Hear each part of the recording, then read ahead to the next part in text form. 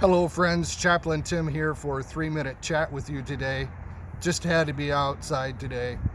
I once lived in a town next door to a neighbor with a city farm, and she had pygmy goats and chickens, a goose, flowers, a huge garden, even a beehive.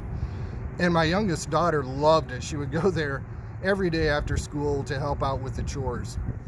And one of the reasons that my neighbor had such a beautiful garden was because of her very large compost pile. She used all of that old garbage and discarded stuff to fertilize her plants. Compost piles are stinky, they're ugly. We take all of our refuse and we pile it on.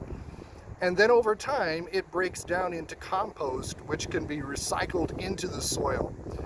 And as a result, my neighbor had prize-winning tomatoes and green beans and squash and pumpkins. Sometimes we might become discouraged or disillusioned with all the crud and the rubbish in our lives from past unwanted events, unfulfilled expectations, or just plain poor decisions. It might appear that it's nothing but a worthless pile of garbage.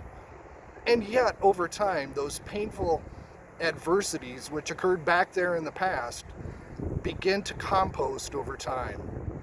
Eventually, past hardships break down and can become the fertilizer to our lives. New life begins to grow out of this heap of crud. A beautiful life rarely results from a carefree and painless past. It arises from this rich soil filled with newfound nutrients from what at the time seemed only like useless circumstances. Yet all along, there was a process happening, turning that discarded waste into a harvest of peace and joy. A composted life is a transformed life waiting to happen.